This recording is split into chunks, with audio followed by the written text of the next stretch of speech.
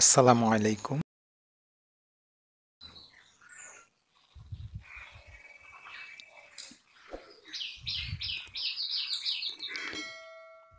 1, 2 এবং 3, 4 বিন্দুদ্বয়ের মধ্যবর্তী দূরত্ব বা দৈর্ঘ্য নির্ণয় করো। অর্থাৎ দুটো বিন্দু দেওয়া আছে, সেই বিন্দুর সংযোজক রেখা দূরত্ব বা দৈর্ঘ্য কত তা নির্ণয় করতে হবে। আমরা জানি এ এবং বি দুটা বিন্দু, এই দুটা বিন্দুর দূরত্বের সূত্র AB সমান √(x1 - x2) square plus y1 - y2 square. আর এই দুটা বিন্দুর মধ্যবিন্দু হচ্ছে P(xy)। যদি মনে করি এটা দুটার মধ্যবিন্দু P(xy), তাহলে P(xy) সমান হবে x1 + x2/2 আর y1 + y2/2। অর্থাৎ এখানে এটা হচ্ছে a x1 y1 আর এটা b x2 y2। তাহলে পরে এদের দূরত্ব হচ্ছে AB আর মধ্যবিন্দু P হচ্ছে xy।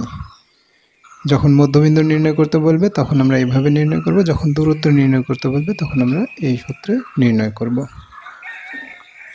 এখন এখানে a x1 y1 ধরছি, b x2 y2 ধরছি। আমরা চাইলেই কিন্তু এটা b এটাকে a ধরতে পারি, তাতেও কোনো সমস্যা নেই। দেওয়া আছে দুটো বিন্দু 1, 2 আর একটা হচ্ছে 3, 4। আমরা এটাকে a বিন্দু ধরলাম 1, 2 আর এটাকে ধরলাম b বিন্দু 3, 4। এটাকে বলছি a x1 y1 আর এটাকে বলছি b x2 y2। তাহলে a এবং b এর মধ্যবর্তী দূরত্ব কত হবে আমরা একটা সূত্রের মাধ্যমে নির্ণয় করতে পারি। সূত্রটা হচ্ছে এটা হচ্ছে a, যেটাকে বলছি 1, 2 আর এটা হচ্ছে b 3, 4। অতএব AB সমান আমরা এখন লিখব x1 - x2 whole square plus y1 - y2 whole square. তাহলে কত পাওয়া যাবে? x1 হচ্ছে 1 মাইনাস x2 হচ্ছে 3 হোল স্কয়ার প্লাস y1 হচ্ছে 2 আর y2 হচ্ছে 4 হোল স্কয়ার।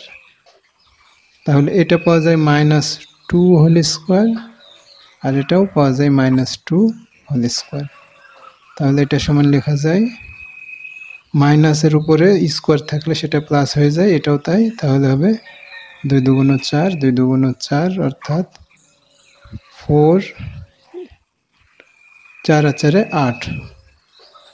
এখন এটাকে যদি আমরা ভাঙি যে 4 গুণিত 2, তাহলে হয় 4 বের হয়ে আসে 2 আর থাকলে 2।